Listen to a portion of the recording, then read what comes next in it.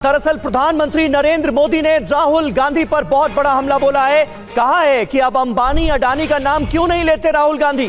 5 साल से सुबह उठकर इन उद्योगपतियों के नामों की माला जपते थे।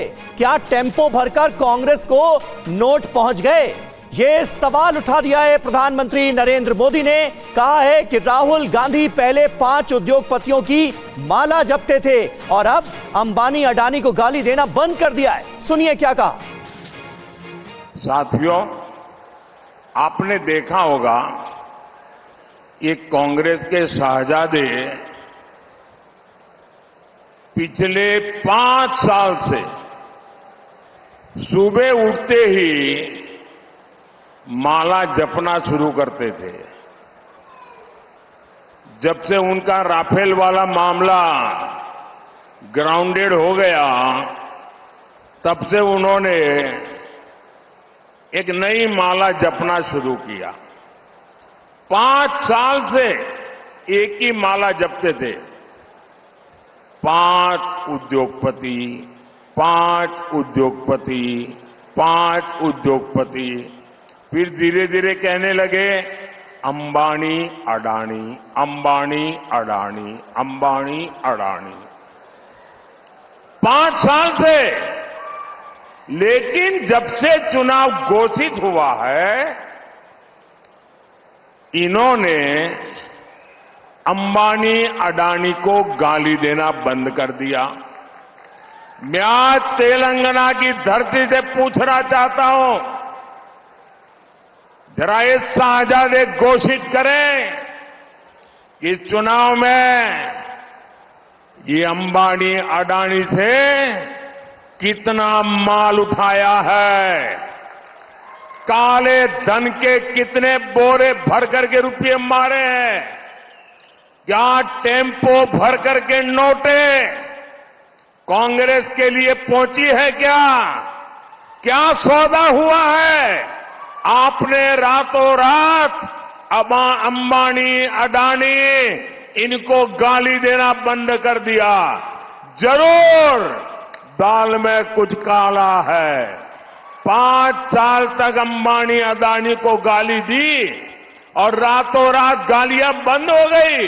मतलब कोई न कोई चोरी का माल टेम्पो भर भर करके आपने पाया है। मिथिलाराज, ये जवाब देना पड़ेगा देश को। और बेहद खास मेहमानों का एक बड़ा पैनल। राफा में संहार खतरे में 15 लाख जान। जिस तरीके से हमले बोले गए हैं आईडीएफ की तरफ से राफा में, उसके बाद दहशत का माहौल है। इससे जुड़ी हुई 10 बड़ी खबरें सबसे पहले आपके सामने रखेंगे। पहली बड़ी खबर आपके सामने ये कि रूसी टैंक ब्रिगेड का बड़ा हमला हुआ है। यूक्रेनी मोर्चों पर गोलीबारी की गई है। बेलगोरोद बॉर्डर से सटे मोर्चों पर गोलीबारी की खबर सामने आ रही है। यूक्रेनी सेना के कई मोर्चे इसमें नष्ट हो गए।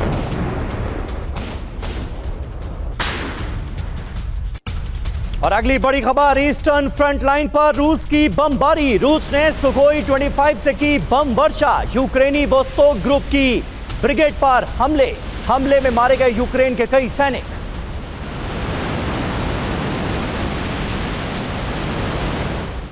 अगली बड़ी खबर आपके सामने, खेरसॉ में रूसी सेना के बड़े हमले से जुड़ी हुई यूक्रेन की कई होवित्जर गन यहां नष्ट हो गई। यूक्रेनी पैराट्रूपर्स ने ड्रोन से ये हमले किए।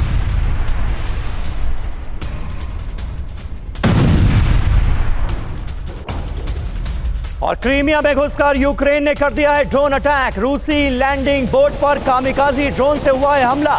मैग्वारा सी ड्रोन ने तबाह की रूसी बोट। कैसे, देखिए। रूसी फायरिंग से बचकर यूक्रेनी ड्रोन ने टारगेट को हिट किया। रूस की ब्लैक सी फ्लीट को एक और झटका लगा है। अगली वॉर ब्रेकिंग आपके सामने, यूक्रेनी सी ड्रोन हमले में सनसनीखेज खुलासा हुआ है। घातक मिसाइल से लैस सी ड्रोन से हमला। यूक्रेनी ड्रोन में तैनात थी फ्रैंकन-सैम मिसाइल से ब्लैक सी फ्लीट पर हमले का प्लान था। रूसी हेलीकॉप्टर ने फायरिंग कर इसे तबाह कर दिया। इसमें नीचे वाला ये जो आप तस्वीरें देख रहे हैं,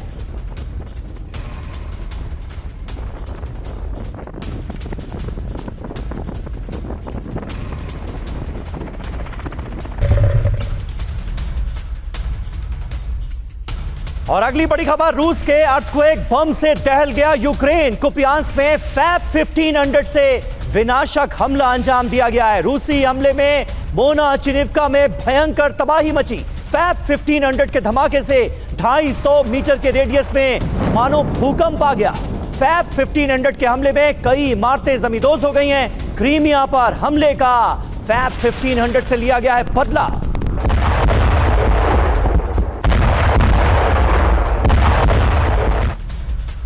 और इस बीच खबर है, यूक्रेन को जल्द मिल सकता है F-16 फाइटर जेट। जून में डेनमार्क दे सकता है पहला F-16 फाइटर जेट। नेदरलैंड्स देने वाला है विध्वंसक F-16 फाइटर जेट।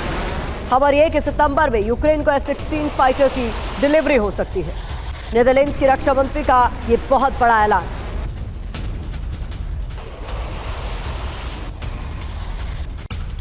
रूस का KA-52M से यूक्रेन पर हवाई हमला। अगली बड़ी खबर, हमले में Mi-35M, Mi-8 हेलीकॉप्टर भी शामिल। हमले में यूक्रेनी ठिकानों को भारी नुकसान का किया जा रहा है दावा। तस्वीरें आपके सामने। और इधर ग्रैंड बेलारूस से यूक्रेनी सैन्य ठिकानों पर बमबारी की खबर सामने आ रही है। हमले में यूक्रेन के कई ठिकाने तबाह होने का दावा किया जा रहा है। रूस ने इसका वीडियो जारी किया।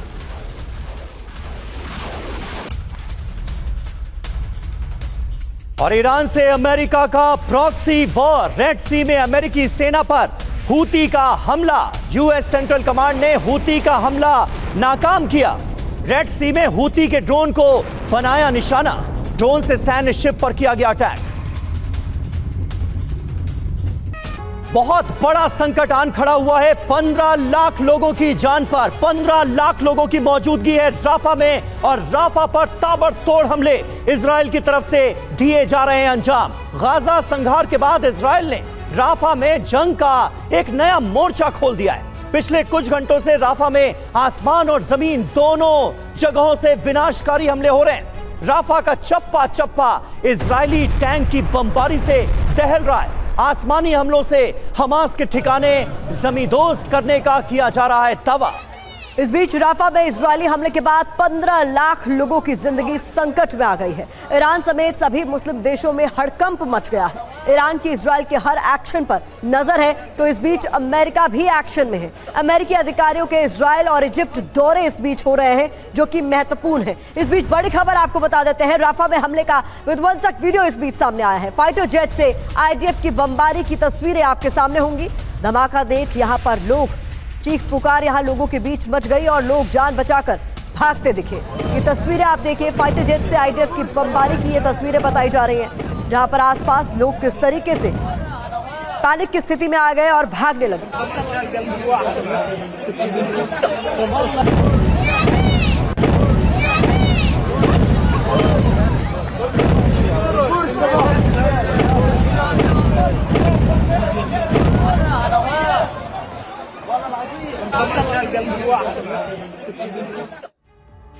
तो राफा में हर तरफ मचा है हाहाकार। राफा में इजरायली सेना की एंट्री का एक और वीडियो अब हम आपको दिखाने जा रहे हैं। राफा क्रॉसिंग पर IDF का हो गया है कब्जा। IDF के टैंक और सैन्य वाहन यहां पर तैनात कर दिए गए हैं। ये देखिए राफा के अंदर कैसे इजरायली सेना प्रवेश कर रही है, कैसे IDF के टैंक राफा के अंदर दाखिल हो रहे हैं। हर तरफ सन्नाटा पसरा हुआ आपको नजर आएगा, दहशत का माहौल नजर आएगा।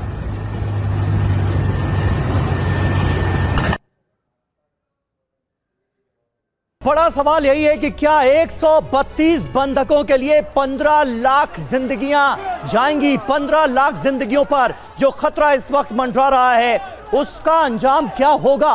IDF का ऑपरेशन राफा खतरे में। 15 लाख लोग। ग्राउंड ऑपरेशन में भीषण बमबारी की जा रही है। ग्राउंड ऑपरेशन के साथ एयर स्ट्राइक की गई है। राफा के चेक पॉइंट पर टैंकों का कब्जा हो गया है। 100 से ज्यादा ठिकाने स्ट्राइक में ध्वस्त कर दिए गए हैं। राफा बॉर्डर पर पूरी तरह से अब इजराइल का कब्जा है। हमास के 20 लड़ाके समेत 80 लोग मारे गए हैं। हमास की करतूतों का खामियाजा आम बेकसूर लोगों को भुगतना पड़ रहा है। यह सिलसिला जारी है।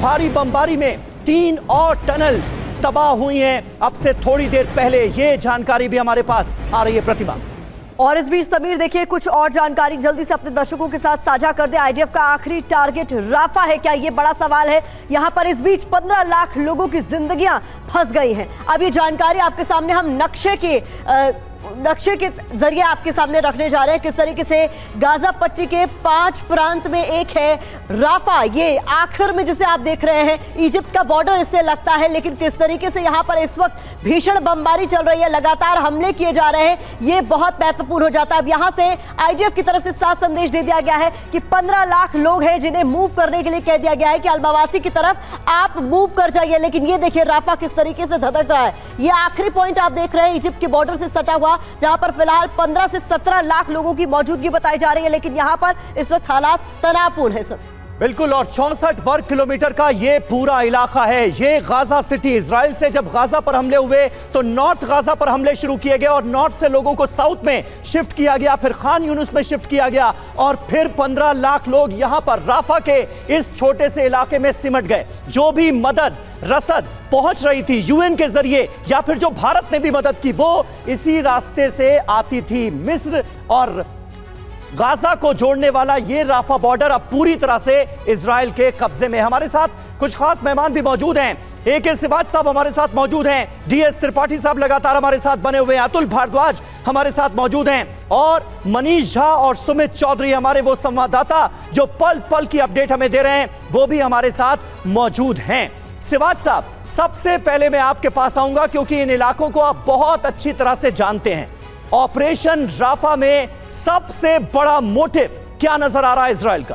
देखो समीर, ये समझना पड़ेगा कि जो इनका मिलिट्री ऑब्जेक्टिव था, स्पेशली इजराइल का, जब हमास ने हमला किया 7 अक्टूबर के बाद, कि किसी तरीके से पूरी मिलिट्री कैपेबिलिटी को डिस्ट्रॉय करना हमास की, और दूसरा लेना है उन्होंने जो बंदी बना के लेके गए थे हमास। अब अगर आप देखें कि जो पहला ऑब्जेक्टिव है मिलिट्री कैपेबिलिटी, अभी तक वो 20 से 30% के करीब ही मिलिट्री कैपेबिलिटी बर्बाद कर पाए हमास की, और क्योंकि उसकी वजह यही है कि जो हमास है वो सिविलियन के अंदर मिलके नॉर्थ से साउथ आए और अब वो बिल्कुल राफा में आ गए। अगर अब राफा में हमला नहीं करता इजराइल तो ये जो 4 ब्रिगेड हैं हमास की वो इंटैक्ट रहेगी। हो सकता है याह्या सिनवार भी अभी राफा में है। अब ये समय ही बताएगा कि कितना वो उसका नुकसान कर पाएगा।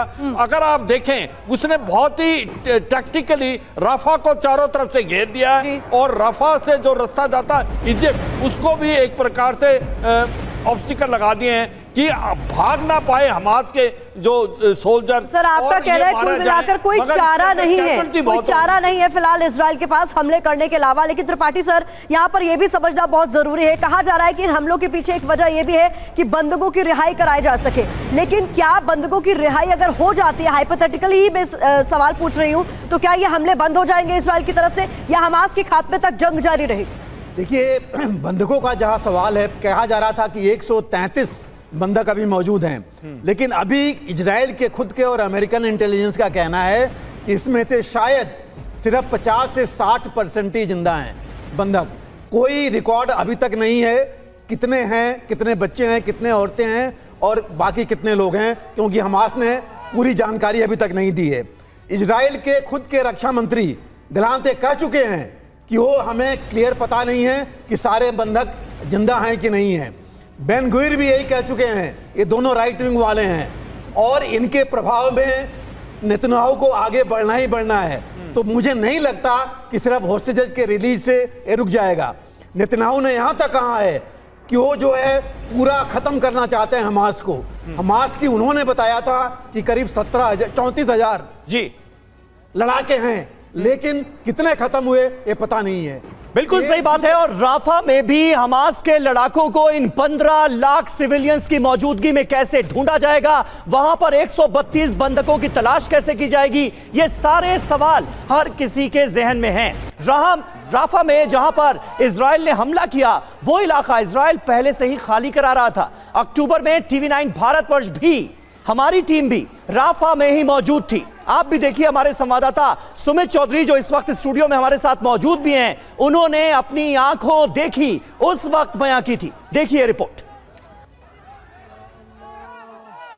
इस समय मौजूद हूँ इजराइल और इजिप्ट के बॉर्डर पर। अगर आप देखें ये बॉर्डर के पास के वो इलाके हैं जो पूरी तरीके से खाली करा दिए गए हैं। हालांकि मैं आपको बताऊं कि इजिप्ट और इजराइल के बॉर्डर पर ऐसा कुछ भी नहीं है, लेकिन फिर भी एहतियात के तौर पर इजराइल ने सारे बॉर्डर्स एरिया खाली करा दिए गए हैं। और अगर आप देखें तो आपको यहाँ पर सिर्फ और सिर्फ कुछ चीज़ें नज़र आ जाएंगी, यानी जो मूलभूत चीज़ें हैं उनको यहाँ पर रखा गया है। बाकी सारे इलाके इस समय खाली करा दिए गए हैं। और मेरे कैमरा पर्सन निशांत आपको ये दिखाने की कोशिश कर रहे हैं कि आखिरकार इस समय के यहाँ ताज़ा हालात कैसे हैं। देखिए, इजराइल और गाज़ा पट्टी पर ही जंग नहीं हो रही, लगातार जिस तरीके से माहौल बदल रहा है इसको लेकर इजराइल बहुत ज़्यादा सतर्क है। ना सिर्फ लेबनान बॉर्डर पर सीरिया के साथ बल्कि इजिप्ट के बॉर्डर के आसपास भी यहाँ शांति है, लेकिन कहा जा रहा है कि इस जगह कभी भी हालात बदल सकते हैं। और TV9 भारतवर्ष आपको इन इलाकों में लेकर आया है ये दिखाने के लिए कि अभी इस समय के ताज़ा हालात किस तरीके के हैं। और देखिए, ये जो इलाका है ये राफा, यानी आप कह सकते हैं कि इसको पूरा इलाका, देखिए अगर आपको आखिरी झंडा आपको नज़र आ रहा हो, इसके अलावा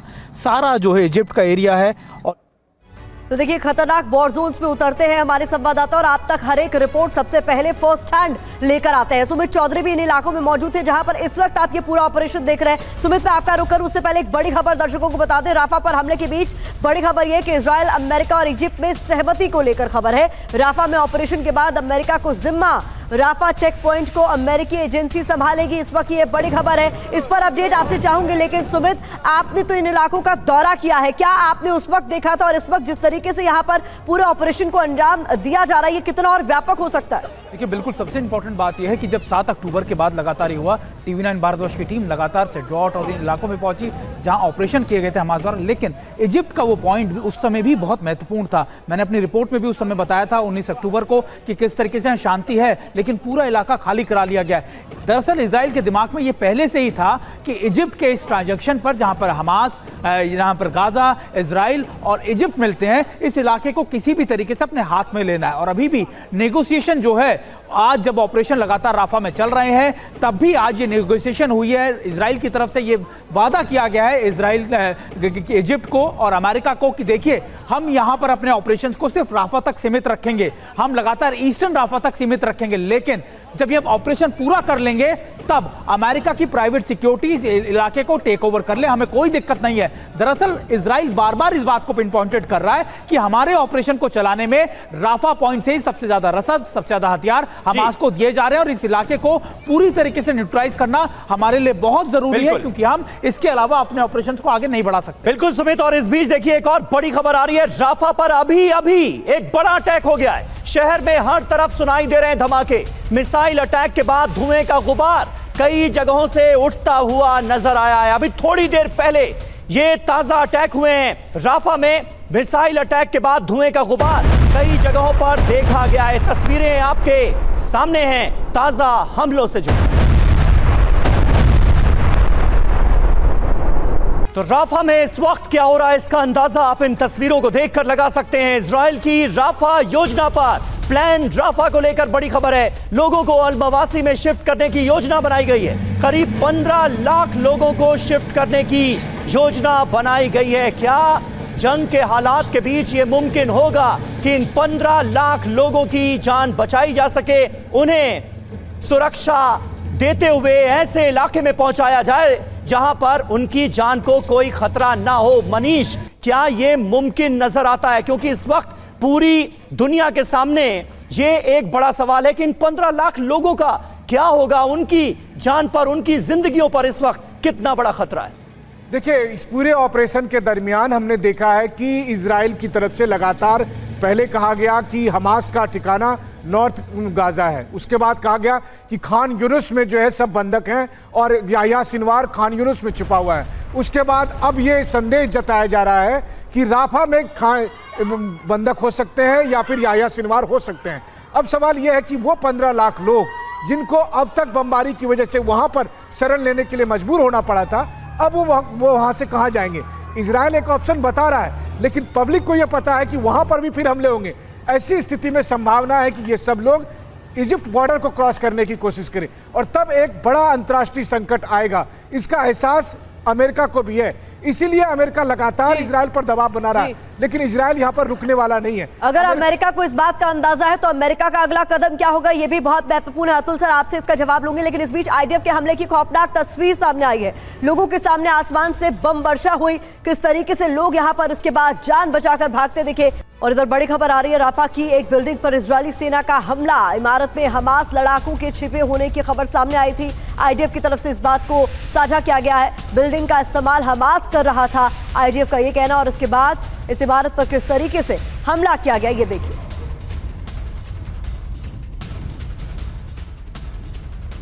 और इसी के साथ अगली बड़ी खबर, राफा में हमले के खिलाफ है अमेरिका। अमेरिका सीमित हमले के लिए ही सहमत है।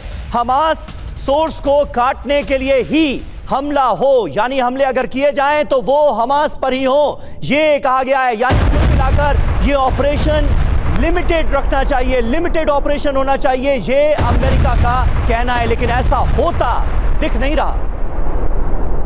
हमारे साथ अतुल जी भी मौजूद हैं। अतुल जी, किस तरह से आप देखते हैं अमेरिका के रोल को? और अब तो ये जानकारी भी सामने आ रही है कि राफा पर जो चेक पॉइंट है उस पर अमेरिका का कब्जा होगा एक तरह से, क्योंकि अमेरिका की एक निजी कंपनी, एक निजी एजेंसी इस चेक पॉइंट पर मौजूद रहेगी। और इसके लिए इजराइल भी सहमत है और इजिप्ट भी सहमत है। अमेरिका का क्या रोल देखते हैं आप? देखिए, अमेरिका का रोल हमें एकदम से ये रहा है कि अमेरिका, कहा जाता है कि इजराइल अमेरिका की प्रॉक्सी है और अमेरिका की सहमति के बिना ये लड़ाई इतनी लंबी चल नहीं सकती थी। 35,000 लोग इसमें मर नहीं सकते थे। अब अमेरिका में अगर आप देखें तो हाल ये है कि अमेरिका में, अमेरिका के खिलाफ तो आप बोल सकते हैं, वहाँ फ्रीडम ऑफ स्पीच है, सब कुछ है। अगर अमेरिकन प्रेसिडेंट के खिलाफ भी बोल सकते हैं, पर अगर आप कुछ भी बोलते हैं इजराइल के खिलाफ तो वहाँ पर बहुत आपका रिएक्शन होता है, आपके अगेंस्ट आपको अरेस्ट कर लिया जाता है। तो ये हालात हैं। तो अमेरिका एक तरीके से देखें तो बहुत ज़्यादा दबाव में, और इलेक्शन ईयर में वो कुछ नहीं कर पा रहा, तो कुछ करना नहीं चाहता बेसिकली। बड़ी बात आप कह रहे हैं। और देखिए, अमेरिका कुछ करना ही नहीं चाहता इसमें।